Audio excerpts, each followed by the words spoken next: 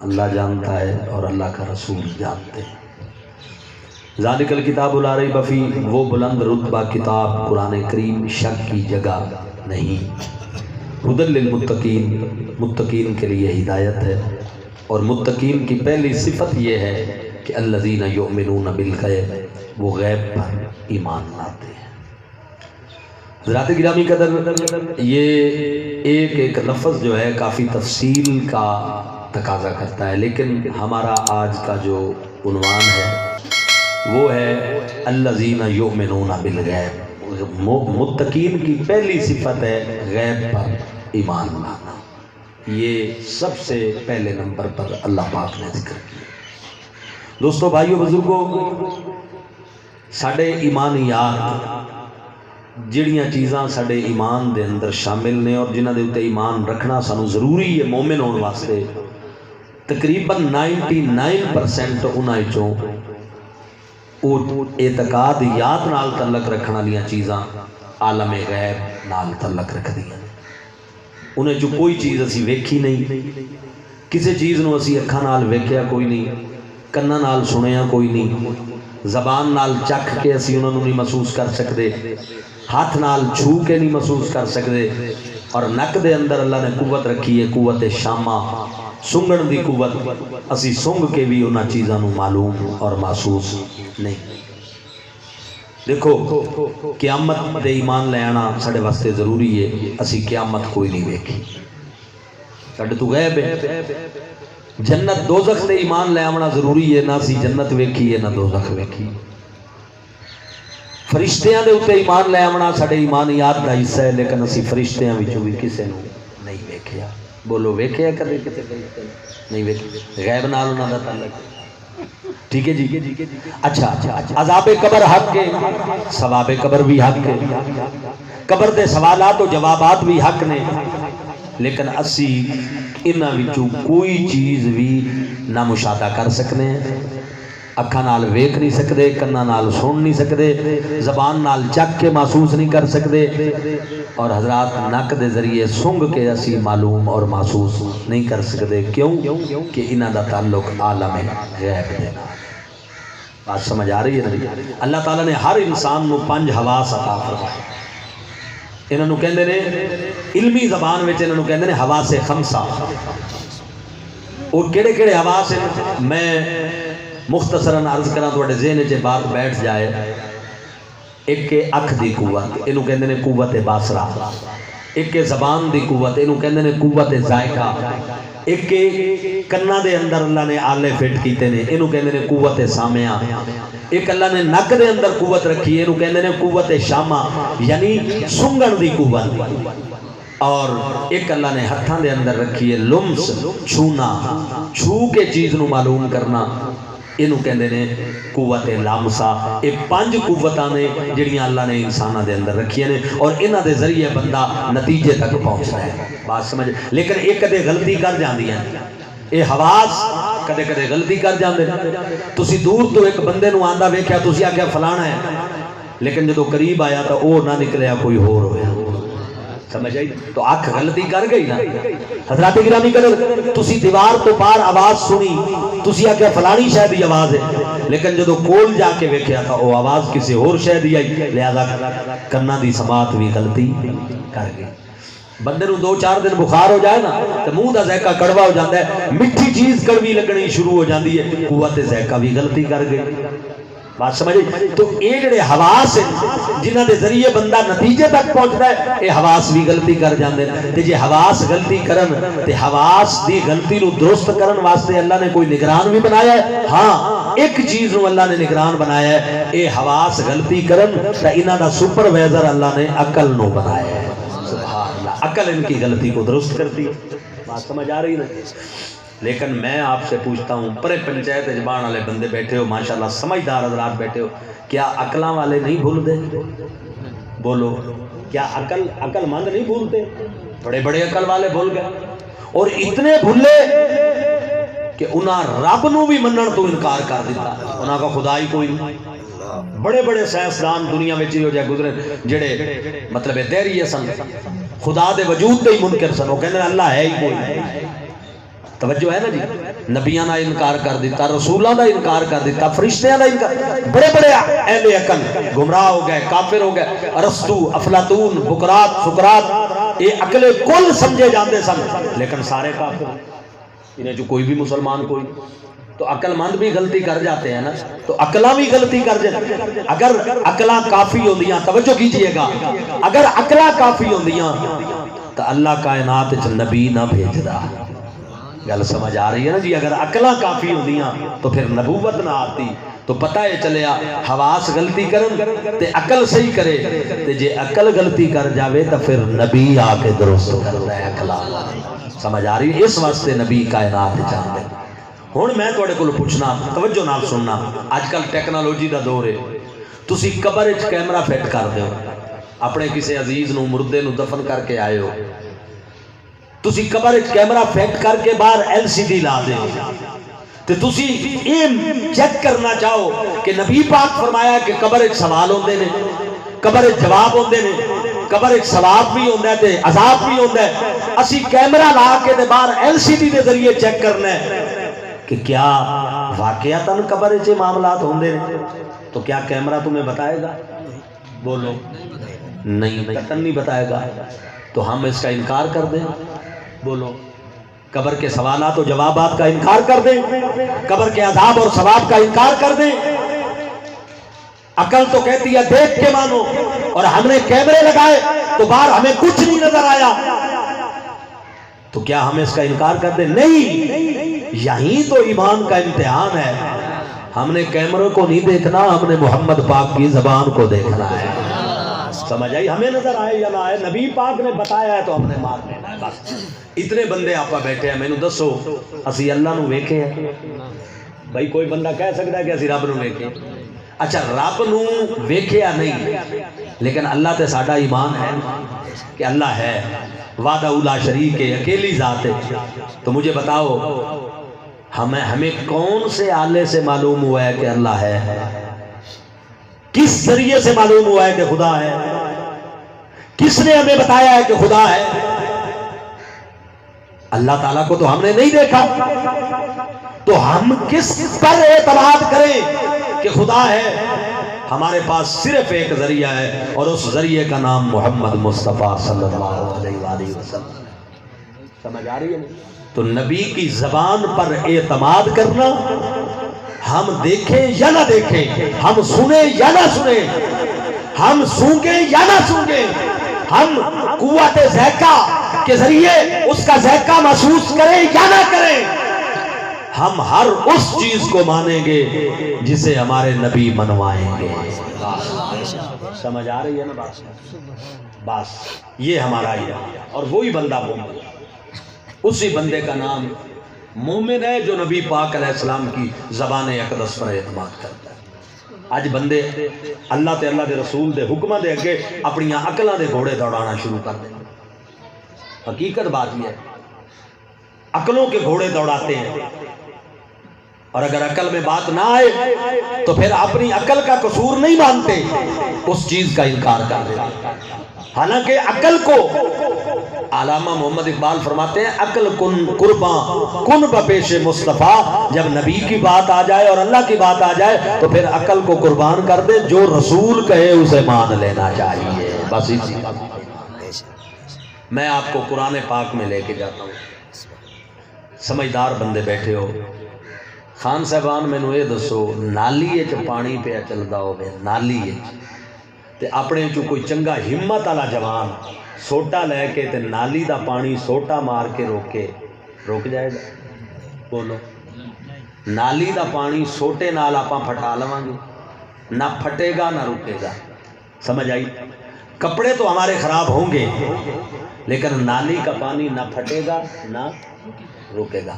اب یہ تجربے کی بات ہے، مشاہدے کی بات ہے کہ نالی میں چلنے والا پانی آپ سوٹی ماریں نہیں رکے گا، نہ پھٹے گا، لیکن قرآن کہتا ہے کہ حضرت موسیٰ اپنی قوم کو لے کر بحیرہ کلزم کے مقام پر کھڑے ہیں، اور پیچھے فرعون آ جاتا ہے وہ اپنے لشکر کے ساتھ، تو حضرت موسیٰ کے امتی کہتے ہیں قال اصحاب موسیٰ انا لمدرکون اسی طرح علامت حضرت موسیٰ کے اصحاب نے کہا ہم تو پکڑے گئے، اگو سمندر پیچھو فرعون کا لشکر، کلیم اللہ سیدھے مارے گئے، اگر سمندر قدم رکھیے تے غرق ہوئیے تے جے رکے رہیے تے فرعون مار دے گا۔ نبی وچ موجود ہے۔ حضرت موسیٰ نے کہا کالا کلا ان معی ربی سیادین، فرمایا ہرگز ایسا نہیں ہوگا، میرا رب میرے ساتھ ہے اور مجھے راہ عطا فرمائے گا۔ میں آپ کو یقین سے کہتا ہوں یہ جو بنی اسرائیل تھے نا جو موسیٰ علیہ السلام کے ساتھ تھے، خدا کی قسم ان کو نبی پر اعتماد نہیں تھا۔ اگر اعتماد ہوتا یہ کبھی نہ کہتے کہ ہم پکڑے جائیں گے، مارے جائیں گے، سمندر میں غرق ہو جائیں گے یا فرعون مار دے گا۔ اگر یہاں محمد مصطفیٰ کے صحابہ ہوتے اور حضور علیہ السلام ساتھ نہ بھی ہوتے تو انہوں نے سمندروں میں گھوڑے ڈال دینے تھے، کیونکہ انہیں علم تھا ہم نبی کے غلام ہیں، سمندر بھی ہمارا حیا کرے گا۔ اور ضرورت ہی نہیں سمندر کی کہ ہمیں دبو دے یا ہمیں غرق کر دے، سمجھ آ رہی ہے نا؟ اور نبی کے صحابہ نے سمندروں میں گھوڑے ڈالے ہیں، اللہ جانتا ہے ڈالے ہیں۔ میں آپ کو کئی کتابوں کے حوالوں سے ثابت کر سکتا ہوں کہ سمندروں میں رسول اللہ کے صحابہ نے گھوڑے ڈالے اور سمندروں کے پانی نے زمین کی طرح ان کے گھوڑوں کے سموں کو جگہ دی اور اپنے اوپر سے پار کروا دیا، غرق نہیں کیا، اس لیے کہ یہ رسول اللہ کے غلام اور نوکر ہیں۔ سبحان اللہ۔ علامہ اقبال فرماتے ہیں دشت تو دشت ہے دریا بھی نہ چھوڑے ہم نے، دشت تو دشت ہے دریا بھی نہ چھوڑے ہم نے، تیرے ظلمات میں دوڑا دیے گھوڑے ہم نے۔ نہیں دوڑائے گھوڑے، حالانکہ نبی پاک ساتھ نہیں تھے، حضور ساتھ نہیں تھے۔ حضرت عمر کے دور میں، حضرت عثمان غنی کے دور میں نبی پاک تو مزار پاک میں تھے، لیکن انہیں پتا تھا کہ ہم رسول اللہ کے غلام ہیں۔ ہم نے گھوڑے بھی سمندر میں ڈال دیے تو سمندر کی جرت نہیں کہ ہمیں ہلا سکے یا ہمیں نقصان دے سکے۔ یہ تھا انہیں اعتماد اپنے نبی کی ذات پر، اور وہاں حضرت موسیٰ ساتھ کھڑے تھے اور ان کو اعتماد ہی نہیں تھا، کہنے لگے ہاں اسی تے پکڑے گئے، اسی تے مارے گئے۔ جنہ قوماں نوں نبیاں تے اعتماد نہیں ہویا نا وہ ہمیشہ ہلاک ہوئی ہیں، تے جنہ اپنے نبی تے اعتماد کیتا ہے وہ 313 ہو کے بھی جت گئے نے تے کامیاب ہوئے۔ سمجھ آ رہی ہے نا؟ اب حضرت موسیٰ نے کیا کہا؟ میرا رب میرے ساتھ ہے اور مجھے راہ دے۔ ٹھیک ہے نا جی؟ اللہ تعالیٰ نے کیا، اب یہ اس کی کافی تفصیلات ہیں، چونکہ ٹائم نہیں ہے تو میں اس لیے ٹو دی پوائنٹ بات کروں۔ اللہ نے کیا کہا؟ اللہ نے فرمایا فَضْرِبْ بِعَصَاكَ الْبَحْرَ، موسیٰ اپنا سوٹا سمندر تے مارو، اپنا سوٹا سمندر تے۔ ہن توجہ کرنی ہے، حضرت موسیٰ نے ماریا سوٹا، کتنا ایک ہوئے گا سوٹا؟ 2 گز دا ہوئے گا، 2.5 گز ہو جائے گا، 3 گز زیادہ لمبا ہوئے 3 گز ہو جائے گا۔ 3 گز دا سوٹا حضرت موسیٰ نے ماریا سمندر دے پانی تے جدو ماریا نا تے کی ہویا؟ سمندر دا پانی پھٹ بھی گیا، 6 میل دا چوڑا پاٹ آئی بحیرہ کلزم دا، سمندر دا پانی پھٹ بھی گیا، او دے وچ راہ بھی بن گئے اور رک بھی گیا۔ اور قرآن کہندا ہے ان رکیا کالطود العظیم، جس طرح بڑے بڑے پہاڑ رکے ہوئے ہوتے ہیں سمندروں کا پانی اس طرح رک گیا اور 12 رستے بن گئے۔ مسلمانوں اسی نالی دا پانی نہیں روک سکتے، موسیٰ کلیم سوٹا مار کے سمندر دا پانی روک دیتا تے پھٹا دیتا۔ عقل اس بات نو تسلیم کر دی؟ بولو، تجربے کے تو یہ خلاف ہے۔ نالی کا پانی نہیں رکتا ہے، نہیں پھٹتا، نہیں رکتا، تو سمندر کا پانی کیسے رکے گا؟ تو کیا قرآن کی آیت کا انکار کر دیں گے؟ نہیں کریں گے۔ ہم یہ کہیں گے کہ دیکھیے ہمارا معاملہ اور ہے، اللہ کے نبیوں کا معاملہ اور ہے۔ علامہ صاحب فرما رہے تھے نا کہ اللہ نے ہر چیز ہمارے فائدے کے لیے تابع پیدا کی۔ سورج ہمارے تابع ہے، لیکن کیا ہمارے حکم کا پابند ہے؟ بولو، سارے بولیے اب آپ۔ ہمارے حکم کا پابند ہے؟ اچھا چاند ہمارے تابع ہے لیکن کیا ہمارے حکم کا پابند ہے؟ دریا ہمارے تابع ہیں، کیا مطلب ہمارے فائدے کے لیے ہیں لیکن ہمارے حکم کے تابع ہیں؟ ہوا ہمارے تابع ہے لیکن کیا ہمارے حکم کی پابند ہے؟ نہیں۔ لیکن حضرات اللہ کے نبیوں اور ولیوں کے یہ ساری چیزیں تابع ہوتی ہیں۔ چاند ہمارے تابع نہیں ہے کہ ہم انگلی کا اشارہ کریں اور چاند 2 ٹکڑے ہو جائے، لیکن کملی والے کے تابع ہے کہ حضور انگلی کا اشارہ کریں تو چاند 2 ٹکڑے ہو جاتا ہے۔ نبی پاک سورج کو واپس بلائیں تو حضرت مولا علی کی نماز کے لیے سورج واپس اسد کے مقام پر آ جاتا ہے، لوٹ کے واپس آ جاتا ہے۔ حضرت سلیمان کے ہوا تابع ہے، جہاں چلاتے ہیں چل پڑتی ہے، جہاں روک لیتے ہیں وہاں رک جاتی ہے۔ سمندر ہمارے تابع نہیں لیکن اللہ کے نبیوں کے تابع ہیں۔ حضرات آخری بات عرض کر کے میں آپ سے اجازت چاہوں گا، میرے بھائیوں، آج ساڈے علاقے وچ پانی دی بندی، نہراں بند نے، رجوائے بند نے، تے پانی دی کڑکاں نو ضرورت ہوگی، اللہ نے ویسے بارش دے دیتی ہے، جے ضرورت ہوگی تے اسی جائیے کسے وزیر صاحب کو تے انہوں کہیے کہ جناب ساڈے کھالے بند پے نے تے رجوائے بند پے نے تے نہراں بند پیاں نے تے مہربانی کر کے تے ساڈی یہ نہر چلاؤ، تو وہ رکا لکھے، اور رکا کس کے نام لکھے؟ نہر کے نام، کہ یہ میرا رکا ہے، نہر میں جا کر اس کو دفن کر دینا، اور جب دفن کرو گے تو پھر نہر میں پانی آ جائے گا۔ اس طرح آ جائے گا پانی؟ بولیے کبھی آئے گا؟ نہیں آئے گا۔ اس لیے نہر کو کیا پتا کہ یہ وزیر کا رکا ہے، یہ کسی ایم پی ایم این اے کا رکا ہے، یہ کسی وزیر اعظم کا رکا ہے، یا چیف منسٹر کا رکا ہے، نہر کو تو نہیں پتا۔ لیکن حضرت عمر کے پاس لوگ آتے ہیں مصر سے لوگ آتے ہیں، قبلہ دریائے نیل ہر سال بند ہو جاتا ہے، اور جب تک کسی جوان لڑکی کا خون اس کو نہ دیا جائے، جوان لڑکی کو اس میں ذبح نہ کیا جائے تو دریا چلتا نہیں۔ اب چونکہ ہم مسلمان وہاں قابض ہیں تو دریا چلائیں، تو حضرت عمر رکا لکھتے ہیں۔ میں ذمہ داری سے یہ بات عرض کر رہا ہوں، کس کی طرف لکھتے ہیں؟ کسی ایکسین کی طرف، ایس ڈی او کی طرف، کسی وزیر کی طرف نہیں، دریائے نیل کی طرف۔ اور عبارت کیا ہے؟ آپ فرماتے ہیں بسم اللہ الرحمن الرحیم، یہ عبارت ہے خط کی جو حضرت عمر نے دریائے نیل کو لکھا، بسم اللہ الرحمن الرحیم، من امیر المومنین عمر ابن الخطاب الی نیل مصر۔ امیر المومنین عمر کی طرف سے یہ خطاب ہے مصر کے دریا نیل کو، ان کنت تجری بنفسک فلا تجری، اگر اپنی طرف سے چلتا ہے تو نہ چل، وَإِن كُنْتَ تَجْرِي بِإِذْنِ اللَّهِ فَجْرِ، اور اگر اللہ کے حکم سے چلتا ہے تو عمر کا حکم ہے چل۔ حضرت عمر نے رکا دیا، دریا کے پیٹ میں دفن کیا گیا، حضرت عمر کے رکے پر دریا چلا۔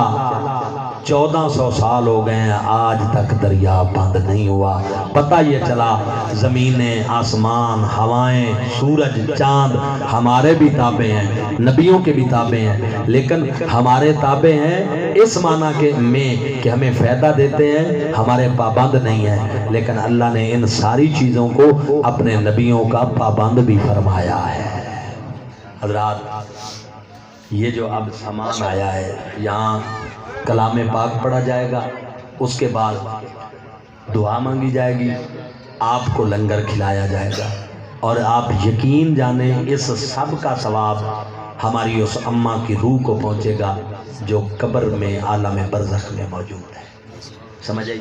اب ہم یہاں سوال کریں کیسے پہنچے گا، تو ہمارا سوال یہاں نہیں بنتا، اس لیے کہ ہمارے نبی نے فرمایا ہے کہ نورانی طبق میں یہ ساری چیزیں نور میں چینج ہو کر رکھی جاتی ہیں، اور قبرستان میں قبر والے کو کہا جاتا ہے اٹھ خوش ہو کے یہ تحفے قبول کر کہ تیرے گھر والوں نے تیرے لیے یہ تحفے بھیجے ہیں۔ تو وہ قبول کرتا ہے، پاتا ہے، خوش ہوتا ہے۔ اور یاد رکھیں کھانا کھلانے سے بڑی کوئی نیکی نہیں ہے، یہ اجتماعی دعا میں اکیلا مانگوں تو ممکن ہے کہ میرے عمل اس قابل نہ ہو کہ اللہ قبول کرے، لیکن جب اجتماعی شکل میں اللہ کی بارگاہ میں ہم دعا کرتے ہیں تو کوئی ایک بھی نیک بندہ موجود ہو تو اللہ اس کی برکت سے سب کی دعا کو قبول بھی کرتا ہے، اور مرنے والے کو اس کا ثواب بھی عطا فرماتا ہے۔